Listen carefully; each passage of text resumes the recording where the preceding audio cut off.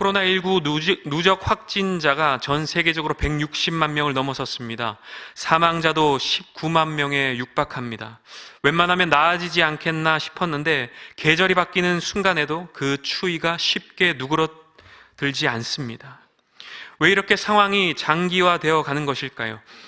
많은 전문가들은 아직까지 백신이나 치료제가 제대로 나오지 않았기 때문이라고 분석합니다. 물론 백신과 치료제를 개발 중이라는 이야기는 많이 있습니다. 그러나 임상 실험 등 거쳐야 할 과정이 참으로 많고 시중에 나오기까지 시간이 한참 더 걸린다고 합니다. 이러한 때에 이런 뉴스 기사가 참 기다려집니다. 한국의 모 제약회사에서 백신 개발에 성공했고 여러 경로를 통해 보건소와 병원에 보급될 예정입니다. 이런 뉴스 기사 말이죠. 가상의 상황을 말씀드린 것이긴 하지만 참 듣기만 해도 기분 좋아지는 소리이지 않습니까? 마스크를 벗어버려도 되고 이제 다시 일상을 찾을 수 있게 되니 얼마나 감격스러운 소식입니까? 다시 공예배가 회복되고 모두가 함께 모여 예배할 수 있다니 얼마나 감격스러운 일입니까? 우리는 아직까지 그런 뉴스를 실제 접해보지는 못했습니다. 백신과 치료제가 개발 중이라는 이야기는 참 많이 듣지만 그 다음의 소식은 듣지 못해 참 답답한 마음입니다. 그러나 오늘 본문을 배경으로 한 이스라엘 백성들은 선지자 에스겔을 통해 분명하고도 확실한 회복의 굿 뉴스를 접해 듣습니다. 1절 말씀을 통해 우리는 이스라엘이 바벨론에 의해 함락된 지 꽤 오랜 시간이 흘렀다는 것을 알 수 있습니다. 에스겔이 사로잡힌 것이 BC 598년입니다. 그렇게 얼마의 시간이 지났다고 말하고 있습니까? 바로 25년입니다.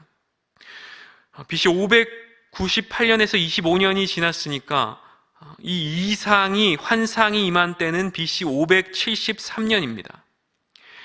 25년의 시간 동안 하나님께서는 선지자 에스겔에게 환상으로 나타나셨고 그를 통해 백성들에게 많은 메시지를 전해 주셨습니다.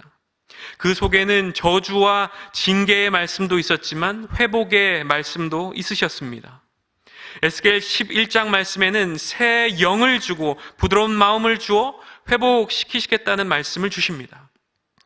16장 말씀에도 하나님의 회복의 약속과 영원한 언약이 등장합니다. 34장 말씀에도 하나님께서 친히 이 백성의 목자가 되어주실 것과 화평의 언약을 맺어주실 것을 말씀하십니다. 하나님은 이렇게 끊임없이 에스겔을 통해 이스라엘 백성들에게 회복을 말씀해 주십니다. 그런데 그렇게 25년이 지났습니다. 회복을 말씀하셨는데 벌써 25년이 지나간 것입니다. 50년이면 종도 자유인의 신분으로 돌아갈 수 있는 희년입니다. 25년이면 딱 그 절반을 지나고 있던 시점이었던 것입니다. 여러분, 그때 이 이스라엘 백성들의 마음이 어땠을까요? 백신과 치료제가 개발 중이라는 이야기는 참 많이 듣지만 그 다음의 소식은 듣지 못해 참 답답한 마음인 것처럼 회복하시겠다는 말씀은 주셨는데 그 회복의 역사가 앞으로 어떻게 이루어지는 것인지 그것을 알지 못해 너무 답답하고 힘든 마음이었을 것입니다. 그런 상황 속에서 하나님께서는 에스겔을 통해 오늘 본문의 성전 환상을 보여주십니다. 환상 속에서 본 성전은 하나님에 의해 완전히 새롭게 설계되고 만들어진 성전이었습니다. 모든 것이 다 무너졌던 그 황폐한 터 위에 새롭게 세워진 성전의 모습을 바라보는 에스겔의 마음은 어땠을까요? 또 이 내용을 전해들은 백성들의 마음은 어땠을까요? 오늘 말씀은 그렇게 이스라엘 백성들에게 회복의 청사진을 나타내 보이는 그야말로 소망의 말씀인 것입니다. 성전 곳곳을 탐사하듯 이어지는 이 성전 환상은 오늘 40장 말씀을 시작으로 마지막 장인 48장까지 이어집니다. 그런데 이 여정을 시작하며 하나님께서는 에스겔에게 인도자를 붙이십니다. 3절 말씀입니다. 나를 데리시고 거기에 이르시니 모양이 놋같이 빛난 사람 하나가 손에 삼줄과 측량하는 장대를 가지고 문에 서 있더니, 여기 놋같이 빛난 사람은 천상의 존재입니다. 천사라고 보면 되겠습니다. 특이한 것은 그의 손에 삼줄과 측량하는 장대를 들고 있다는 것입니다. 여기 나온 삼줄이라고 하는 것은 긴 공간을 재는 도구로 주로 땅의 길이를 잴 때 사용합니다. 또 장대는 성벽의 높이 등을 잴 때 사용합니다. 이 둘 다 건축에서 측량할 때 필요한 도구들입니다. 그런데 여기서 그의 도구보다 더 특별하게 보이는 것은 그가 한 말입니다. 4절 말씀입니다. 그 사람이 내게 이르되 인자야 내가 내게 보이는 그것을 눈으로 보고 귀로 들으며 내 마음으로 생각할지어다. 내가 이것을 내게 보이려고 이리로 데리고 왔나니 너는 본 것을 다 이스라엘 족속에게 전할지어다 하더라. 천사는 에스겔에게 본 것을 이스라엘 족속에게 전하라고 합니다. 이후 성전 여행이 시작되는데요. 5절부터 이어지는 말씀을 보면 성전의 각 곳의 구조와 규모, 치수가 세세하게 기록되어 있는 것을 발견할 수 있습니다. 모든 곳의 치수를 굉장히 자세하고 꼼꼼하게 기록해 둔 것을 보면 하나님께서 그 땅에 말씀하신 그대로 성전을 건축하게 하시려나 보다 하는 생각이 들게 합니다. 이러한 묘사는 마치 출애굽기 35장 이후에 나오는 성막과 기구에 대한 규례의 묘사와 비슷한데요. 이스라엘 백성들은 이 환상을 통해 새로운 출애굽기의 역사를 기대하게 되었을 것입니다. 그런 의미에서 이 성전 회복의 환상은 이스라엘 백성들에게 큰 소망이 되었을 것입니다. 큰 소망의 메시지가 되었을 것입니다. 그렇다면 오늘의 이 말씀이 오늘을 살아가는 우리에게는 어떤 의미가 있을까요? 이스라엘의 새 성전의 회복이 오늘의 이 에스겔 성전의 환상이 우리에게 전해주는 메시지는 무엇일까요? 먼저 에스겔의 성전 환상은 이스라엘 백성들에게와 마찬가지로 우리에게도 회복의 메시지를 전해줍니다. 그러나 우리가 발견할 수 있는 회복의 메시지는 그들에게 주어진 것보다 더 크고 놀라운 것입니다. 왜 그렇습니까? 오늘의 우리는 신약의 빛을 비추어 이 말씀을 볼 수 있기 때문입니다. 신약의 빛을 비추어 에스겔의 성전을 바라보면 그것이 가리키는 실체가 무엇인지 알 수 있습니다. 결론부터 말씀을 드리자면 에스겔이 환상 속에 본 이 성전은 예수 그리스도를 예표하는 것이라 볼 수 있습니다. 이 성전에는 놀랍게도 몇 가지 성전 기구가 빠져 있습니다. 꼼꼼하게 치수를 측량해 기록한 것과 비교해 본다면 상당히 의아한 대목입니다. 그것도 떡상, 금 촛대, 분향단, 휘장, 물두멍, 언약궤와 같은 주요한 성전 기구가 빠져 있는 것은 좀처럼 이해가 되질 않습니다. 이 성전을 설계하신 분은 하나님이십니다. 그런 하나님이 실수로 그것을 빼먹었을 리는 없습니다. 다분히 의도적으로 그렇게 하셨다고밖에 볼 수 없습니다. 그도 그럴 것이 앞서 미리 말씀드린 바와 같이 이 성전은 예수 그리스도를 예표하는 것이기 때문입니다. 예수님 자신이 생명의 떡이 되시기 때문에 떡상이 필요 없는 것입니다. 예수님 자신이 빛이 되시기 때문에 금촛대가 필요 없는 것입니다. 십자가에 죽으시면서 성소와 지성소를 가르는 휘장을 찢으신 것처럼 이 성전에도 휘장이 존재하지 않습니다. 성전의 모양이 정방형이고 한치의 어긋남이 없이 흠이 없게 설계된 것도 그리스도의 완전하심을 나타내는 것이라 볼 수 있습니다. 그러니까 이 성전의 구조나 구성 자체부터 예수 그리스도를 예표하는 것이라 말할 수 있습니다. 스가랴 선지자는 6장 12절 말씀에 여호와의 전을 건축하는 이가 싹 순이라고 하는 사람이라고 합니다. 요한복음 2장에서 연한 순 같다고 표현되시는 메시아이신 예수님께서는 사흘 동안에 성전을 일으키신다고 말씀하십니다.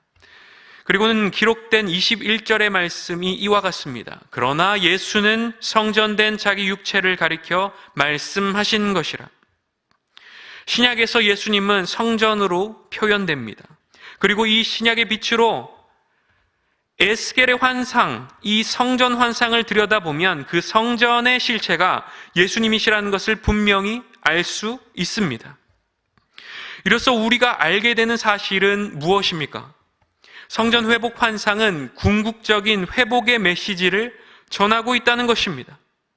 여러분, 이스라엘 백성이 왜 하나님의 심판을 받고 멸망하게 되었습니까? 우상을 섬기며 온갖 가증한 일들을 일삼았기 때문입니다. 그런데 이런 일들을 어디에서도 행했다고 합니까? 바로 하나님의 성전 안에서도 행했다고 하는 것입니다. 하나님의 성전 안에서도 우상을 섬기며 온갖 가증한 일들을 일삼았다는 것입니다. 오히려 그들은 하나님의 성전이 더 안전하다고 생각해서 그곳에서 행음하며 우상을 섬겼던 것입니다. 이 모습을 보신 하나님께서는 어떤 반응을 보이셨습니까? 에스겔 10장 말씀에 보면 하나님의 영광이 성전을 떠나는 장면이 나옵니다. 하나님의 영광이 성전을 떠나면서 이스라엘은 무너지게 되었고 성전도 파괴된 것입니다.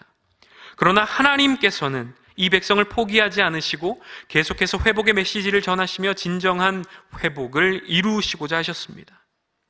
이 회복을 위한 청사진이 바로 오늘 본문에 등장하는 성전 환상입니다. 그러나 이 성전은 사실 눈에 보이는 가시적인 성전이 아니었습니다. 진정한 회복을 이루시는 방법으로 또 다른 성전 건물을 짓는 것을 택하신 것이 아니라 하나님께서는 완전하고 궁극적인 회복을 약속의 메시아를 통해 이루시고자 하셨던 것입니다.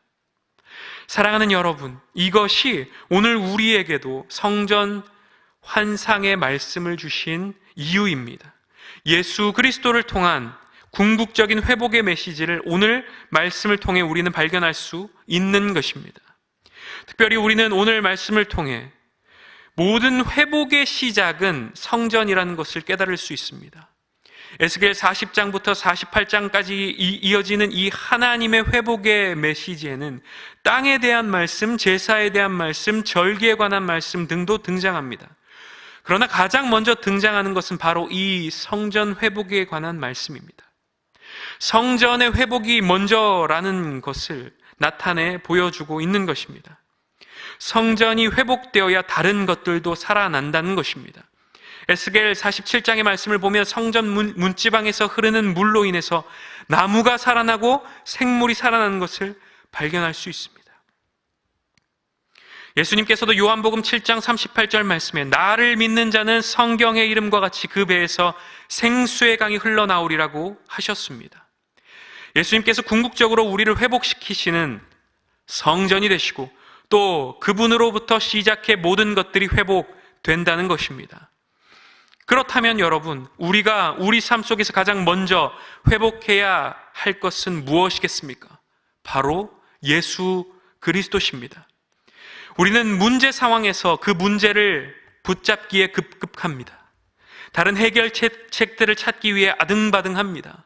그러나 여러분, 우리는 언제든 예수 그리스도를 붙잡아야 합니다. 내 안에, 내 삶에 그리스도가 회복되길 위해 기도해야 합니다. 예수 그리스도로 인해 생수의 강이 날마다 흘러나와야 한다는 것입니다. 우리 안에 그렇게 그리스도가 회복되면 우리의 삶의 모든 것이 회복될 줄로 믿습니다. 사랑하는 여러분, 완전한 회복을 주시는 분, 예수 그리스도, 그분을 믿으십니까? 그렇다면 여러분은 에스겔 환상 속의 성전을 경험한 자들입니다. 마지막으로 성전을 경험한 자에게 주시는 말씀을 마음에 새기며 말씀을 마치도록 하겠습니다. 4절 말씀입니다. 그 사람이 내게 이르되 인자야, 내가 내게 보이는 그것을 눈으로 보고 귀로 들으며 내 마음으로 생각할지어다. 내가 이것을 내게 보이려고 이리로 데리고 왔나니 너는 본 것을 다 이스라엘 족속에게 전할지어다 하더라. 내게 참된 회복과 생명을 주신 예수 그리스도, 내가 보고 듣고 경험한 그 예수 그리스도를 온전히 전하는 자들이 되시기를 바랍니다. 망가지고 깨어지고 파괴되어 버린 영혼들, 또 가정들이 우리 주위에 생각보다 많습니다. 그들에게 궁극적인 회복의 메시지가 되시는 예수 그리스도를 전해주는 우리 모두가 되기를 소망합니다. 코로나19로 여러 가지 많은 어려움이 있는 것이 사실입니다. 그러나 어떠한 상황에도 꿋꿋이 주님을 전하는 자가 되기를 소망합니다. 베드로와 요한은 공회에 붙잡혀 가서도 우리는 보고 들은 것을 말하지 아니할 수 없다고 고백하며 나아갔습니다. 앞서 함께 찬양하며 고백했던 것처럼 숨질 때에 내 할 말 예수 구원하신다고 그렇게 일평생 주님을 증거하며 살아가는 우리 모두가 되기를 소망합니다. 그것이 기름을 준비하는 일이며 오늘 하루 우리가 다시금 붙잡아야 할 사명입니다.